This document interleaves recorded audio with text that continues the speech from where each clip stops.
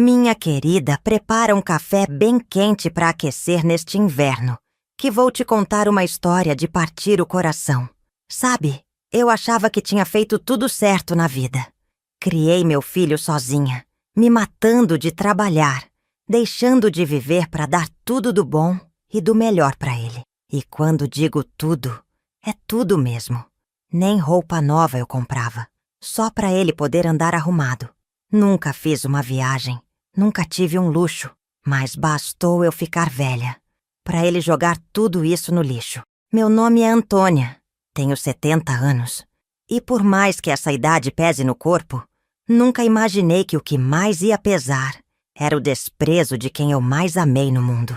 Depois que meu marido morreu, fiquei morando com Rodrigo, meu único filho. Ele sempre morou comigo.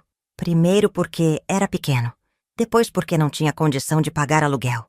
E eu, boba que sou, sempre fiz tudo pra ele. Lavava, cozinhava, arrumava, deixava o quarto limpinho. Até que um dia, a conta chegou. E quem me cobrou foi ele. Rodrigo sempre foi folgado, mas com o tempo ficou agressivo.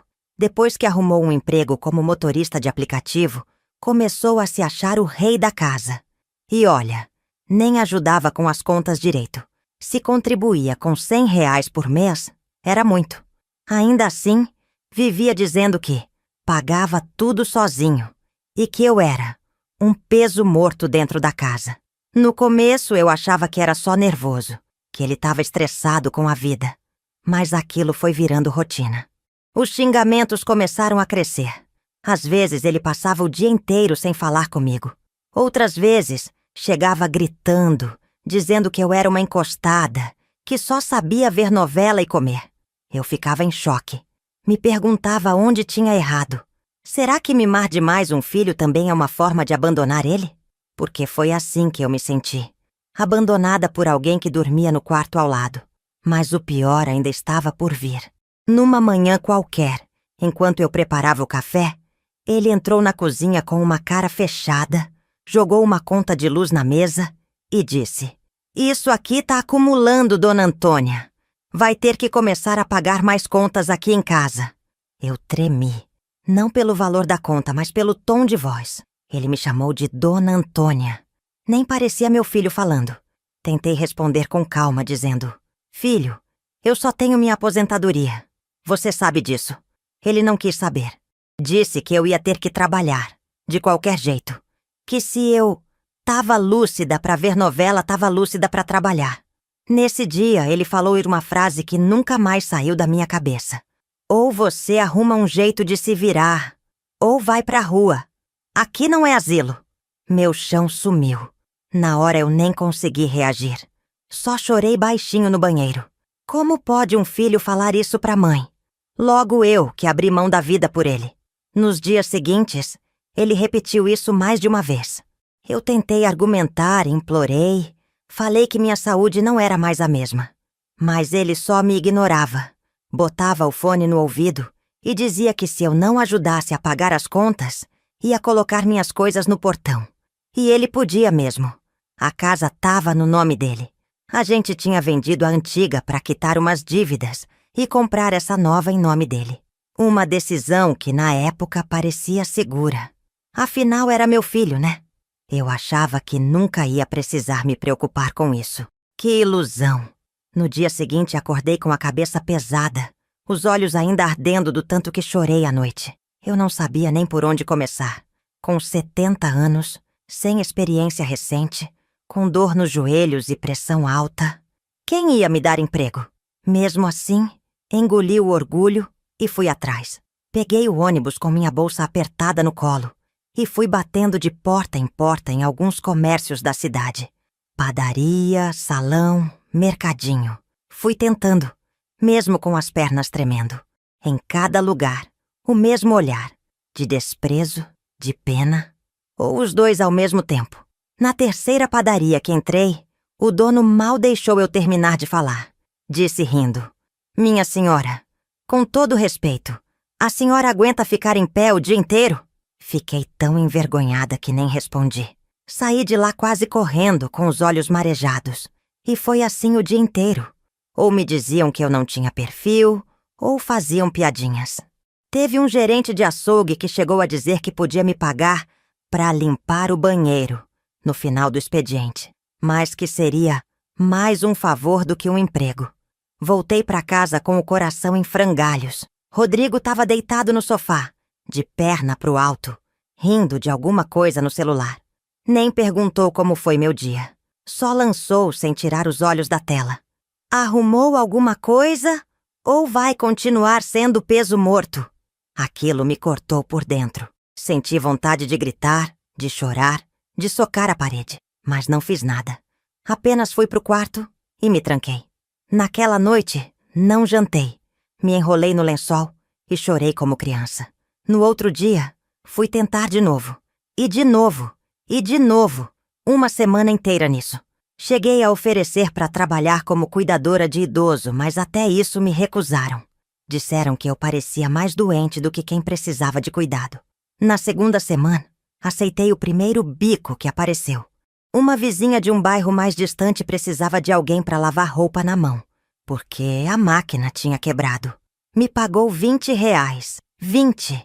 E ainda reclamou do lençol que ficou com sabão. Voltei para casa com as mãos descascando, as costas travadas e uma sacola com pão e ovo. Rodrigo viu e disse: "Ah, até que enfim.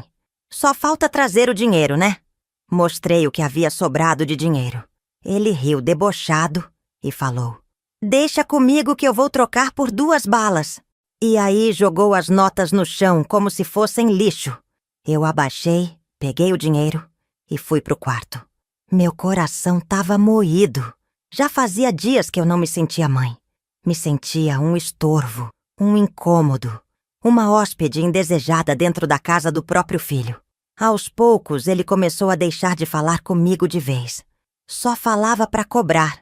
Começou a bater porta, a me chamar de inútil e até a deixar de comprar comida, dizendo que, já que eu não colaborava, cada um que se virasse. Eu emagreci, perdi sono, perdi o brilho.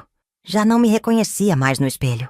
Um dia acordei com a cara inchada, os olhos fundos, e pensei: será que eu tô morrendo em vida?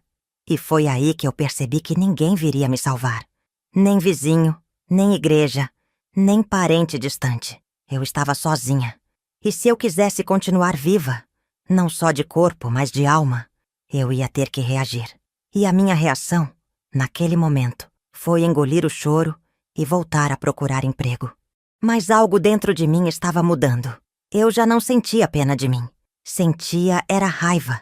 Raiva do que tinham feito comigo. E talvez fosse essa raiva que me tiraria do buraco.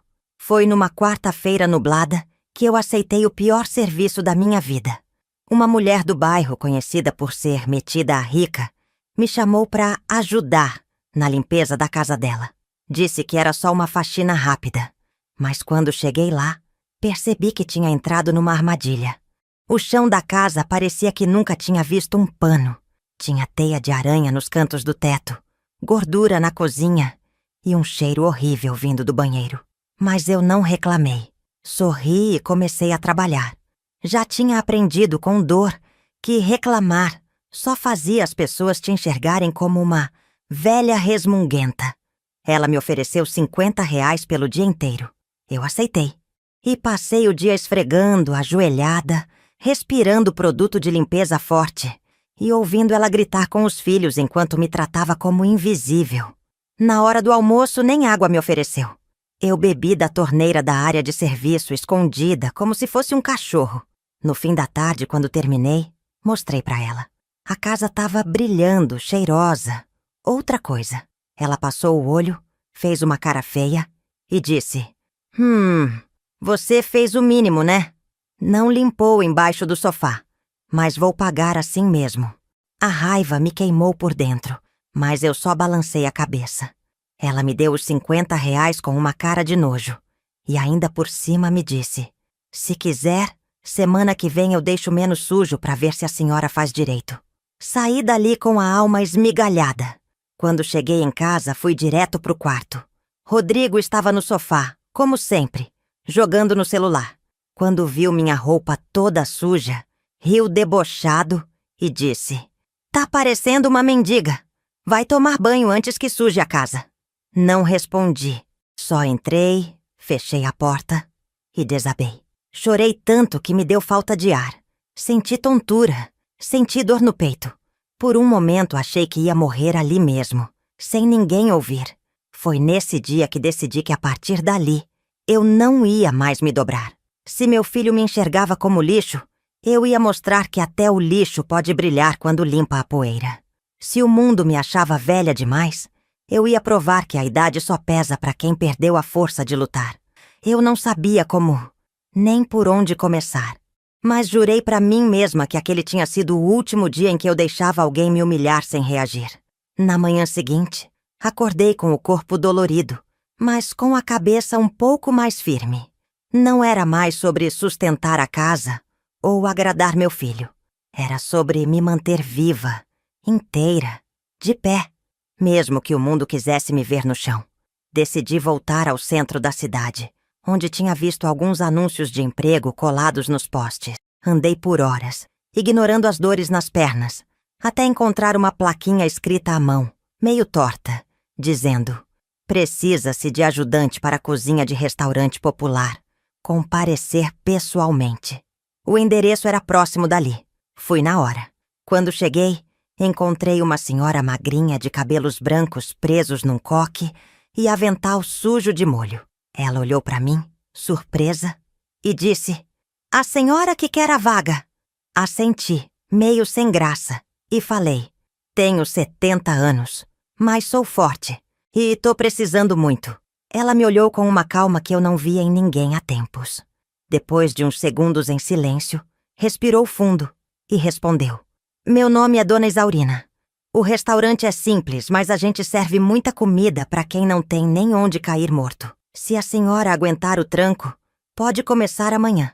Meus olhos encheram d'água. Eu só consegui agradecer com a cabeça. No dia seguinte, cheguei cedo. O restaurante era minúsculo, meio escondido numa viela, com cheiro de alho e feijão no ar. A cozinha era quente, apertada, e o trabalho era pesado. Mas ninguém me xingava. Ninguém me olhava com desprezo. Pela primeira vez em muito tempo, eu era tratada como gente. Fui ficando. Dona Isaurina não falava muito, mas observava tudo. Percebia quando eu tremia de cansaço, quando minhas mãos não davam conta de descascar os sacos de batata.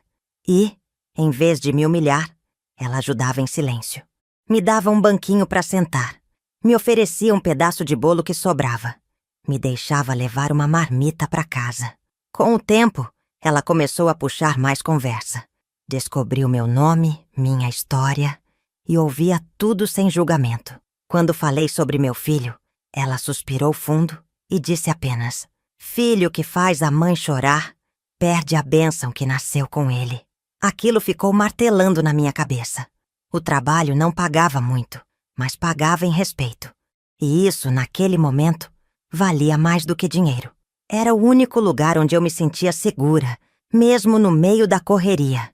E era onde, sem perceber, comecei a reencontrar a mulher que eu tinha deixado para trás.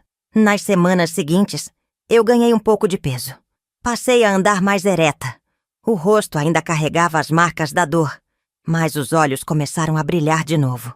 Rodrigo, claro, zombava do meu novo emprego. Dizia que eu tava virando cozinheira de marmita para mendigo. Mas ele já não me feria como antes, porque agora eu tinha onde me sentir útil. E isso me dava forças para seguir. Só que o destino não queria me deixar em paz por muito tempo. E foi justamente quando as coisas começaram a melhorar que veio a próxima rasteira. Quanto mais eu me reerguia, mais Rodrigo parecia incomodado. Era como se o simples fato de eu estar voltando a andar com a cabeça erguida ferisse o ego dele. Talvez porque, no fundo, ele sempre quis me ver pequena, submissa, calada. Nos primeiros dias do novo emprego, ele debochava com aquelas piadinhas secas. "Vai virar chefe agora, é? Cuidado para não morrer antes de entregar o troco." Mas depois que percebeu que eu estava levando aquilo a sério e que voltava para casa com o olhar menos triste, ele começou a mudar de atitude. E pra pior, passou a sumir por dias. Quando aparecia, trazia gente estranha pra dentro de casa. Fazia festas na sala, colocava música alta de madrugada. Me tirava do sério só pra me ver irritada. E quando eu tentava falar alguma coisa, ele me mandava calar a boca e dizia coisas como: "Essa casa é minha. Se não tá satisfeita, a porta é a serventia." Comecei a sentir medo de novo. Não dele gritando, mas do que ele poderia fazer se eu continuasse ali. A cada dia que passava, a casa onde eu morava com meu filho virava um lugar mais hostil. Eu já não comia na cozinha, não assistia TV na sala, não deixava minha roupa no varal. Vivia escondida no meu próprio lar. No restaurante, pelo contrário, eu fui ganhando espaço. Dona Isaurina me tratava com carinho. E um dia, no fim do expediente, ela sentou comigo e disse: "A senhora anda muito cansada. Eu percebo, seu corpo tá aqui, mas sua cabeça parece estar presa em outro lugar." Eu segurei o choro, mas acabei desabando. Contei tudo, detalhe por detalhe do que meu filho estava fazendo comigo, como eu vivia acuada. Parece que eu precisava tirar tudo aquilo de dentro de mim. E ela não me interrompeu uma vez. Só ouvia firme com os olhos marejados. No fim, ela disse uma frase que eu nunca vou esquecer. "Se a senhora acha que não tem mais saída, saiba que gente como a senhora é igual planta de raiz forte. Podem até pisar, mas se tiver um pouquinho de terra, volta a crescer." Naquele dia, ela me deu um pacote com arroz, feijão e um pedaço de torta. Disse que era para não passar fome se o covarde de casa resolvesse trancar a geladeira. E o pior que isso acabou acontecendo mesmo. Na semana seguinte, cheguei em casa e encontrei a porta da cozinha trancada com cadeado. Ele tinha colocado um aviso pregado no armário que dizia: "Comida só para quem ajuda com dinheiro. Se quiser, pode comer no lixo." Minha vista escureceu na hora. As mãos começaram a tremer. Eu tive que me apoiar na parede. Só não desmaiei porque, por sorte, tinha levado uma marmita do restaurante. Sentei no chão do quarto e comi ali mesmo, chorando. Mas naquele dia, alguma coisa dentro de mim virou pedra. Eu não sentia mais tristeza, nem desespero. O que eu sentia era outra coisa. Um tipo de raiva gelada que dá força. Uma fúria calada que dá coragem. E foi nesse estado que tomei uma decisão silenciosa. Se um dia a vida me desse alguma chance, por menor que fosse, eu ia fazer esse menino engolir cada palavra, cada desprezo, cada gota de veneno que me fez beber. Naquela noite, depois de comer sentada no chão do meu quarto, olhei para a janela e vi o céu encoberto, sem lua, sem estrela. Pensei que aquilo parecia a minha vida, escura, fria, sem brilho. Mas aí lembrei da frase da Dona Isaurina sobre a planta de raiz forte. E pela primeira vez em semanas, dormi com uma faísca acesa no peito. No dia seguinte, cheguei no restaurante mais cedo do que o normal. Quis mostrar para mim mesma que ainda tinha força. Dona Isaurina já estava lá, preparando o feijão. Me olhou com aquele olhar de quem vê além da aparência e disse: "Hoje você tá diferente." Sorri de leve. Não era exatamente felicidade. Era uma mistura de resistência e raiva contida. E talvez ela tenha sentido isso, porque depois do almoço me chamou num cantinho da cozinha e disse: "Dona Antônia, eu tô precisando de alguém para cuidar de umas coisas para mim. Não tem nada a ver com o restaurante. É pessoal." Arregalei os olhos e perguntei: "Cuidar de quê?" Ela hesitou. Olhou em volta, baixou o tom da voz e explicou: "Eu tenho uma casinha antiga no interior. Era da minha mãe. Faz anos que tá fechada. Eu sempre pensei em voltar pra lá quando parasse de trabalhar. Mas agora tô começando a achar que nem vou viver tempo pra isso." Tentei interromper, mas ela fez um gesto com a mão, pedindo silêncio, e continuou: "Eu tô ficando fraca. Sei que não parece, mas o corpo tá falhando. E eu queria que alguém de confiança ficasse responsável por organizar aquilo lá. A casa tá suja, com mato no quintal, mas ainda é minha. E eu quero deixar tudo em ordem enquanto posso." Fiquei sem palavras. Me senti honrada, mas também assustada. Antes que eu pudesse responder, ela completou. Pense com carinho. Eu pagaria o ônibus, claro. E você podia ir uma vez por semana. Só para cuidar da limpeza, ver se tá tudo bem. E se algum dia eu faltar, bom, pelo menos eu saberia que tem alguém lá que cuidou com respeito. Respirei fundo. Aquelas palavras me atravessaram de um jeito estranho. Parecia que ela estava me confiando algo mais que uma casa. Era como se estivesse me entregando um pedaço da própria história. Um símbolo. E naquele momento eu entendi. Nem todo laço de sangue é família. Às vezes, o amor vem de quem você nunca esperou. Aceitei. Na mesma semana fui conhecer o lugar. Uma casa simples, com pintura descascada, jardim tomado pelo mato e um portão enferrujado. Mas havia algo ali. Algo de paz, de memória, de dignidade. Passei o dia todo limpando, organizando o básico.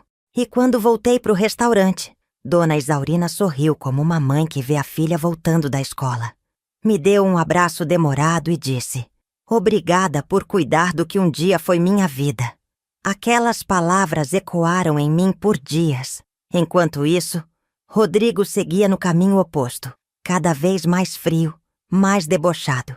Começou a jogar minhas roupas para fora do armário, dizendo que ia reformar o quarto e que eu ia dormir no sofá até arrumar outro canto.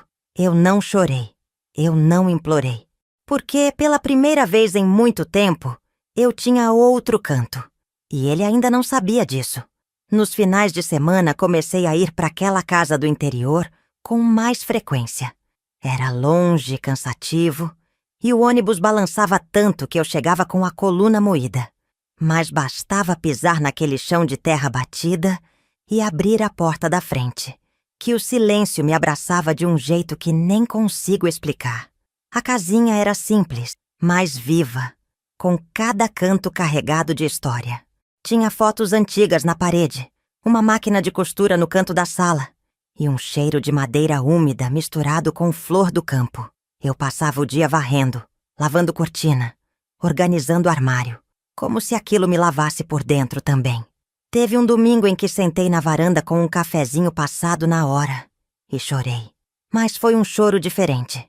Não era de dor, era de alívio, de reencontro. Aquele lugar sem que eu soubesse estava me devolvendo a mim mesma. Dona Isaurina me perguntava sobre a casa sempre que podia. Às vezes só para saber se as janelas ainda abriam, se os passarinhos ainda vinham. Outras vezes me contava causos antigos da infância dela ali. Ela começou a me tratar como alguém da família. Me chamava de minha Antônia e dizia que era bom demais ter para quem confiar o que sobrou da vida.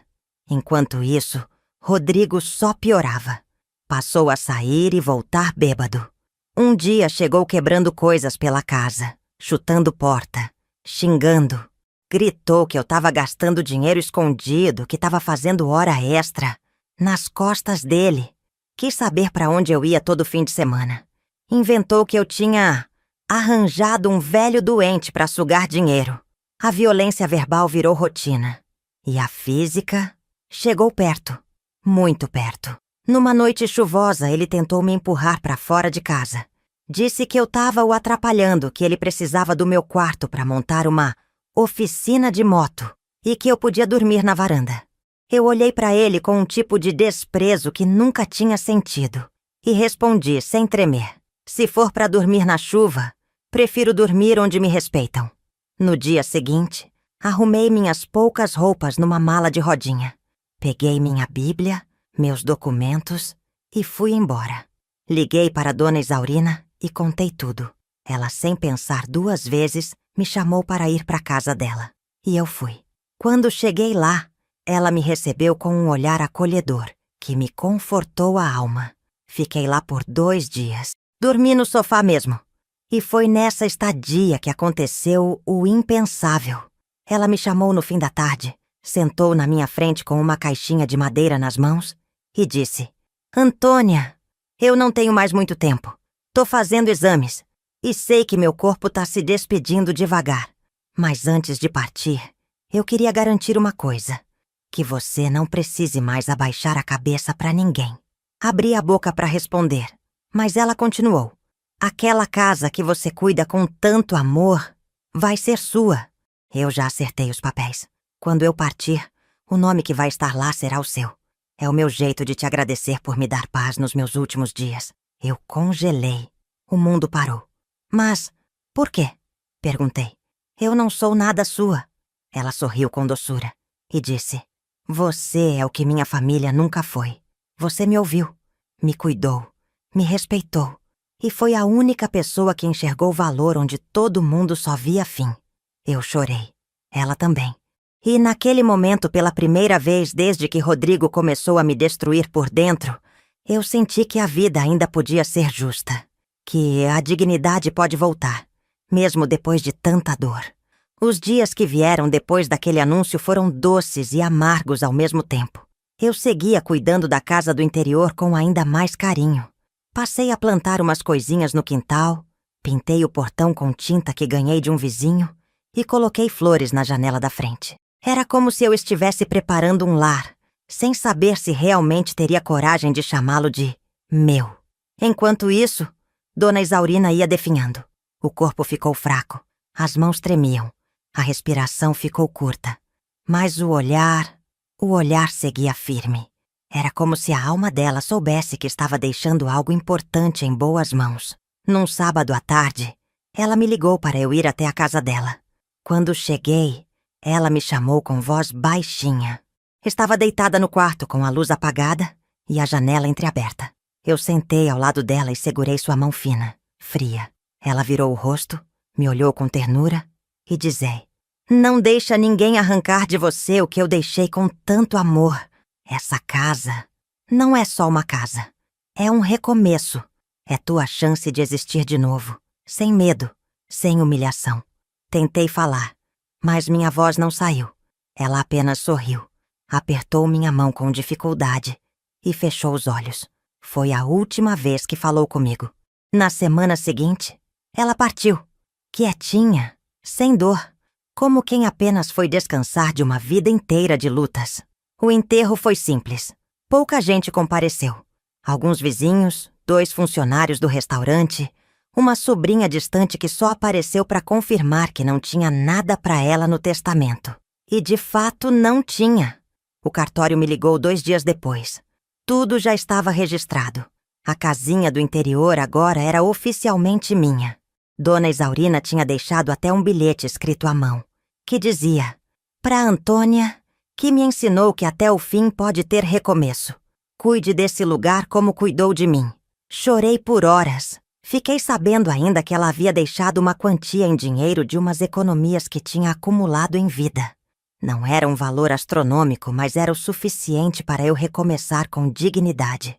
Mas nem deu tempo de viver esse luto em paz. Dias depois da confirmação da herança, enquanto eu lavava roupa no tanque da casa, escutei o som de uma moto se aproximando.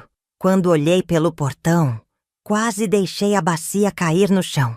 Era Rodrigo, sem avisar, sem bater, com cara de cínico e uma falsa expressão de preocupação. Mãe, que surpresa te encontrar aqui, ele disse. Eu fiquei muda, o coração disparado. Não fazia ideia de como ele tinha descoberto onde eu estava morando. Se foi alguém do cartório, do restaurante, ou se ele havia me seguido. Só sei que sentia a raiva subindo pelas veias como lava quente. Ele entrou sem ser convidado. Olhou a casa de cima a baixo e disse: Bonitinha a casinha, hein?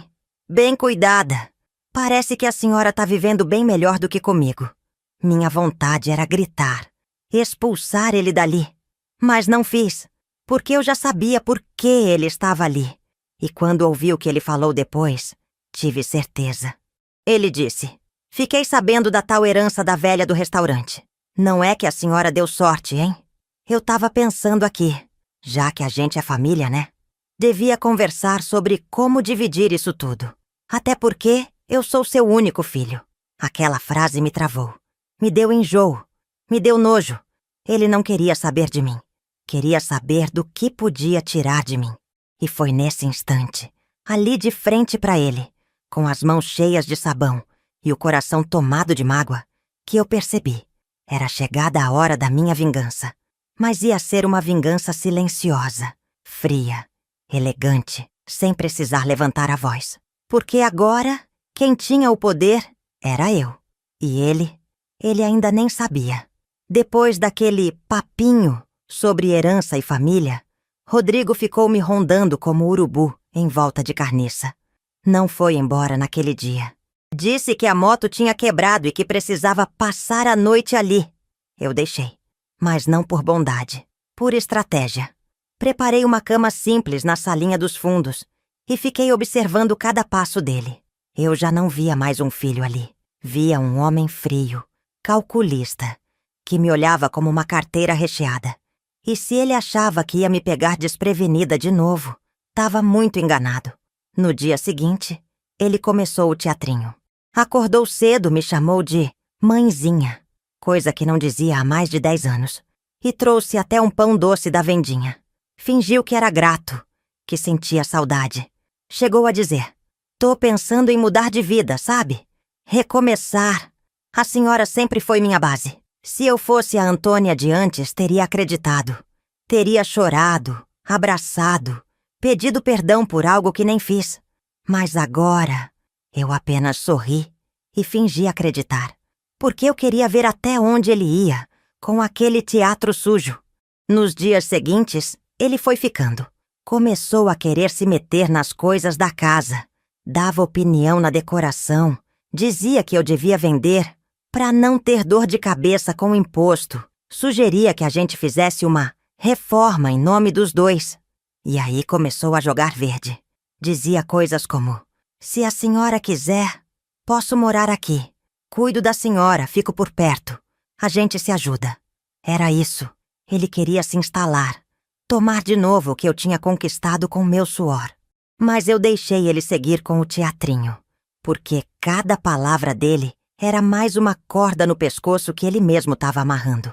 Na terceira semana, ele achou que já tinha me convencido. Começou a trazer objetos dele para dentro da casa. Uma caixa com ferramentas, uma mochila cheia de roupas e até uma televisão velha que sobrou da casa antiga. Disse que era para se sentir em casa. E foi aí que eu decidi que era hora de agir. Esperei ele sair para dar uma volta e coloquei tudo que era dele no alpendre da frente. Arrumei a mochila, dobrei as roupas, deixei as ferramentas em cima da caixa e a televisão velha do lado. E em cima de tudo, deixei um envelope. Dentro dele, uma única folha de papel, com uma frase escrita à mão que dizia: "Aqui não é abrigo para interesseiro. Aqui é lar de quem me respeita. Boa sorte no seu recomeço. Longe de mim." Tranquei a porta, fechei a janela e sentei no sofá com um café quente nas mãos, o coração calmo e um sorriso que há anos eu não via no espelho. Quando ele voltou e viu aquilo, deu 3 socos na porta. Xingou, ameaçou, gritou, mas eu não respondi. Só fiquei lá dentro, em silêncio. Porque a Antônia de antes teria chorado, teria se arrependido, teria aberto a porta. Mas a Antônia de hoje tinha aprendido a fechar todas as que levavam à dor. Depois que leu o bilhete e viu suas tralhas jogadas na varanda, Rodrigo ficou possesso. Gritou por quase meia hora, ameaçando quebrar tudo, dizendo que eu ia me arrepender. Eu, do lado de dentro, ouvia tudo com o coração firme. Ele podia urrar à vontade. Não era mais dono de nada ali. Naquela mesma semana, descobri que ele tinha voltado para a cidade. E em menos de 10 dias, chegou a bomba. Recebi uma intimação. Rodrigo tinha me denunciado por instabilidade mental. Alegava que eu estava fora de mim, vivendo isolada, influenciada por terceiros e que precisava ser interditada judicialmente. A justificativa? Que eu estava com demência e que não tinha condições de gerir meu próprio patrimônio. Meu mundo balançou. Na hora achei que ia desmaiar. Mas não desmaiei. Respirei fundo. Peguei minha bolsinha e fui direto ao cartório. Com a ajuda de um advogado indicado por um vizinho, um rapaz jovem, que conhecia toda a história da casa e admirava a dona Isaurina desde pequeno, organizei todos os documentos da herança exames médicos recentes, laudos psicológicos e até uma declaração da assistente social da região, que me visitava de vez em quando e já tinha feito um relatório sobre meu caso. Eu não estava sozinha. E isso fazia toda a diferença. Depois de um tempo, a data da audiência foi marcada. Quando chegou o dia, vi Rodrigo no fórum com paletó amassado e olhar cínico. Fingiu preocupação, se fez de vítima. Disse que me amava muito, mas que, segundo ele, eu não estava bem das ideias. O juiz olhou para mim com atenção. Pediu para eu me apresentar. Eu me levantei firme, com a coluna ereta, a voz sem tremor, e falei: meu nome é Antônia. Tenho 70 anos. E durante toda a minha vida cuidei do meu filho com o máximo que eu podia oferecer. Ele me expulsou de casa, me humilhou, me fez trabalhar como burra de carga para poder me alimentar. Agora que herdei uma casinha simples, resolveu que eu sou louca. Mas loucura mesmo. É querer roubar da própria mãe o pouco que ela conquistou com dignidade. O silêncio no salão foi absoluto. O juiz pediu os documentos, leu tudo com calma. Confirmou a autenticidade da herança, das declarações, dos laudos, e então, com a caneta na mão, disse: a dona Antônia está lúcida. E mais, está muito mais consciente da própria vida do que boa parte das pessoas aqui presentes. Pedido de interdição indeferido. Processo encerrado. Rodrigo empalideceu. Tentou retrucar, mas o advogado dele pediu silêncio. E quando passou por mim no corredor, jogou um último veneno. Isso não vai ficar assim. Eu só sorri, porque, na verdade, já tinha ficado. E nada mais podia me tirar o que eu havia conquistado com tanto suor. Voltei para minha casa, agora minha de verdade no papel e na alma, com um alívio que não sentia há anos. Abri as janelas, deixei o vento entrar, preparei um café forte e sentei na varanda, de frente para o jardim que eu mesma tinha limpado. E ali, com os pés descalços tocando a terra, entendi uma coisa: liberdade não tem preço, mas tem valor. E quem já foi presa por amor, quando se liberta, nunca mais deixa ninguém trancar a porta por dentro. Depois da audiência, eu passei dias em silêncio. Não de tristeza, mas de digestão. Era como se meu corpo precisasse assimilar tudo o que tinha acontecido. Como se minha alma estivesse reaprendendo a ocupar espaço dentro de mim mesma.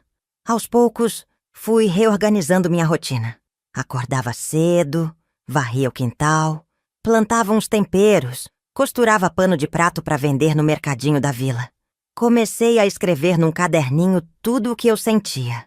Não eram poemas nem cartas, eram desabafos, e cada página preenchida era como uma ferida que cicatrizava. Minha casa, aquela herança da dona Isaurina, virou um abrigo de silêncio e respeito. E mesmo que o mundo lá fora ainda fosse o mesmo, eu já não era mais aquela mulher quebrada que um dia se encolheu diante de um filho ingrato. Com o tempo, algumas senhoras da redondeza começaram a me visitar. Vinham tomar café, pedir conselhos, compartilhar angústias. E, sem querer, fui virando referência por ali. A mulher que resistiu, que deu a volta por cima sem fazer escândalo, que venceu sem abaixar o nível. Uma delas, a dona Yolanda, me perguntou num desses encontros: Antônia, como é que a senhora aguenta viver sozinha? Parei por um segundo e respondi com um sorriso calmo. Depois que a gente vive cercada de desprezo, a solidão vira um presente. E era verdade. Pela primeira vez em muito tempo, eu não sentia medo ao deitar. Não sentia a pressão de ser aceita. Não precisava me esconder em silêncio dentro de um quarto, nem fingir que não doía. Ali, eu podia ser inteira, do meu jeito, no meu tempo. E foi nessa nova fase que decidi fazer algo simbólico. Peguei um banquinho, um potinho de tinta branca e escrevi no portão da frente com letras bem grandes: aqui só entra quem sabe respeitar. Não era recado para vizinho, nem para curioso. Era para mim mesma. Era um lembrete diário de que eu nunca mais aceitaria migalhas de afeto. E se alguém quisesse entrar na minha vida de novo, teria que limpar os pés antes. Rodrigo nunca mais apareceu. Fiquei sabendo por uma parente minha que ele estava cada vez pior. que teve que vender até a moto para conseguir se manter. Poderia rir disso, poderia sentir prazer, mas não senti. Senti pena. Porque gente que escolhe o ego no lugar do amor sempre acaba sozinho. Mas isso não era mais problema meu. Passaram-se algumas semanas desde que escrevi a frase no portão.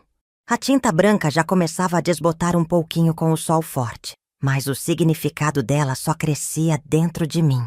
Era como se eu tivesse marcado ali a nova versão de mim mesma, forte, consciente e impossível de ser dobrada de novo. Foi numa tarde de sexta-feira, enquanto eu regava os canteiros do quintal, que o carteiro apareceu no portão.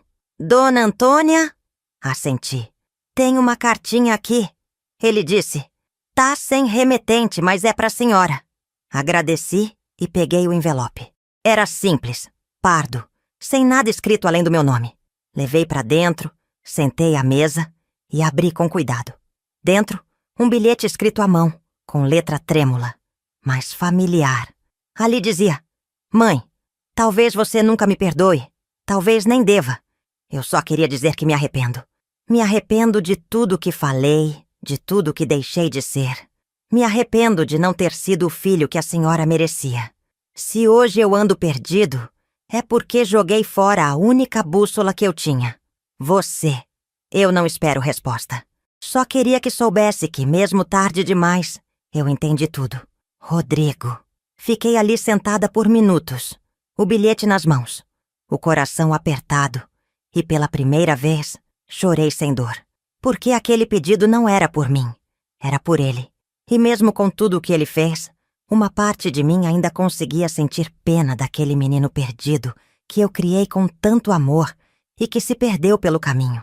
Mas eu não ia responder. Porque tem coisas que a gente perdoa em silêncio, mas nunca mais convida para entrar. Dobrei o papel, guardei numa caixinha de madeira junto com o bilhete da dona Isaurina e as anotações do meu caderno. Guardei não para alimentar o passado, mas para me lembrar da força que precisei ter para chegar onde cheguei. E naquele mesmo fim de semana, decidi mudar algo na casa. Troquei as cortinas, pintei uma parede de azul claro, comprei um espelho novo, plantei hibiscos no quintal. Cada gesto era um pequeno sim à vida que eu estava reconstruindo. E à noite, sozinha na varanda, com o vento leve e cheiro de terra molhada, sussurrei para mim mesma. Você chegou, Antônia. Tá em casa. Com o tempo, a solidão deixou de ser silêncio e virou escolha. A casa, antes lugar de fuga, virou espaço de acolhimento. Eu continuava vivendo sozinha como queria, mas a solidão já não era vazia. Era tranquila, cheia de sentido. E foi numa manhã comum, entre um café coado e o cheiro de pão no forno, que percebi uma coisa. Tudo o que eu tinha sofrido não podia ser em vão. E mais, tinha muita mulher ao meu redor, vivendo calada a mesma dor que eu gritei por dentro durante anos. Dona Yolanda foi a primeira. Tava com os olhos inchados e o rosto marcado de vergonha quando bateu no meu portão. Antônia, posso sentar um pouco com a senhora? Trouxe um bolo simples e, junto dele, o peso de um casamento que doía. Ela falou por 2 horas. Eu só ouvi. E, no fim, disse: A senhora não tá sozinha. E, se quiser, pode vir sempre que precisar respirar. A partir daí, a coisa foi acontecendo naturalmente. Uma vizinha vinha pedir receita. Outra vinha emprestar linha de costura. Mas, no fundo, todas buscavam a mesma coisa. Um lugar onde não precisavam fingir que estavam bem. Minha sala virou ponto de respiro. Sem anúncio, sem alarde. E ali, entre costuras, bolo de fubá com café quente e trocas de silêncio, a gente foi criando um espaço só nosso. Um lugar onde mulher não era peso nem encosto. Era gente. Era história viva. E mesmo com marcas fundas, todas carregavam alguma força escondida. Eu nunca chamei aquilo de projeto. Nunca quis aparecer. Não fiz live, nem palestra, nem vídeo motivacional. Porque a única coisa que eu queria era que nenhuma mulher precisasse passar pelo que eu passei. E se passasse, que soubesse que não estava sozinha. Algumas vinham só uma vez, outras voltavam toda semana. Tinha quem só chorava. Tinha quem ria alto pela primeira vez em anos, e tinha dias que nenhuma aparecia. E ainda assim, o ar da casa parecia mais leve, como se ela tivesse virado um ser vivo, pulsando acolhimento nas paredes, nas cortinas, no cheiro do feijão no fogo. E no meio de tudo isso, eu também fui me curando sem perceber. Não precisei de reconhecimento, nem de justiça tardia, só de paz. E paz eu construí, tijolo por tijolo, com silêncio, coragem e uma força que nem eu sabia que tinha. Às vezes me pego sentada na beirada da cama, olhando para o espelho antigo da penteadeira e pensando: o que foi que sobrou de mim depois de tudo? E a resposta vem devagar, mas firme. Sobrou o que importa. O que eu perdi já não me pertence mais. Perdi o olhar doce do meu filho, a ilusão de que amor de sangue é incondicional, a inocência de achar que bondade sempre volta. Perdi também tempo, e isso ninguém devolve.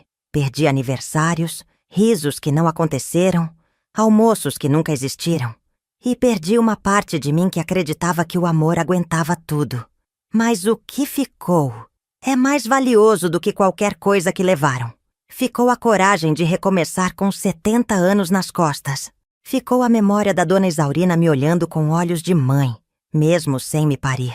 Ficou o gosto da liberdade na ponta da língua. E, acima de tudo, ficou a certeza de que ninguém mais vai me diminuir para se sentir maior. Tem gente que acha que velhice é sinônimo de fim, que a gente vai se apagando devagar, como vela em dia de vento. Mas eu aprendi que o que envelhece de verdade é o medo, não a gente. Porque a alma, quando encontra espaço para respirar, renasce até no último suspiro. Hoje, quando olho para minha casa, vejo mais do que tijolo e cimento. Vejo cicatrizes, vejo reconstrução. Vejo uma mulher que foi esmagada pelo mundo e que, mesmo assim, achou forças para se levantar, sacudir a poeira e refazer o próprio chão. Às vezes ainda sonho com o Rodrigo pequeno, correndo pela sala com um carrinho na mão. Acordo com o peito apertado. Mas passa, porque entendi que saudade e mágoa podem morar juntas. O importante é não deixar que nenhuma das duas mande em você. E sabe o que é mais curioso? Descobri que a parte mais bonita da vida acontece quando a gente para de esperar que os outros nos salvem. Eu me salvei, do jeito que deu, no tempo que consegui, sem manual, sem garantias. E se isso não é vencer, então eu não sei o que é. Hoje em dia não preciso de muito.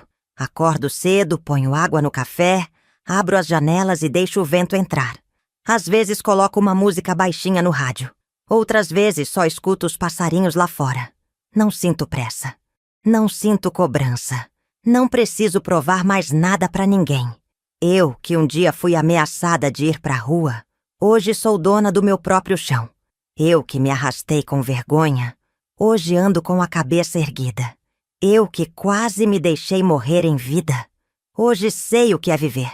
Não tem luxo na minha casa, mas tem paz. Não tem gente pra bater palma, mas tem gente pra ouvir. E não tem mais ninguém gritando comigo. Só o silêncio me fazendo companhia. E ele nunca me machuca. Se você chegou até aqui, ouvindo minha história, eu só quero te dizer uma coisa. Não importa quão fundo você tenha caído, nem quantas vezes tentaram te fazer acreditar que você não vale nada. Enquanto houver um fio de força dentro de você, ainda dá para recomeçar. Mesmo que o mundo te vire as costas, mesmo que o próprio sangue te apunhale, mesmo que a dor te cale por dentro, ainda dá. Sempre dá. Porque quem passou por tudo o que eu passei e ainda assim tá aqui contando história, já venceu. E agora eu posso dizer em paz: essa casa é minha, essa vida é minha. E ninguém mais manda em mim. Essa foi a minha história. Uma mulher que foi humilhada pelo próprio filho, obrigada a trabalhar aos 70 anos, mas que deu a volta por cima e hoje vive em paz na própria casa. Se minha história tocou o seu coração, deixe seu like, inscreva-se no canal e comente aqui embaixo de qual cidade você está assistindo. Vou adorar saber. E me conte, Você conhece alguém que já passou por algo parecido? Ative o sininho para não perder nenhuma história como essa. Fiquem com Deus e até mais.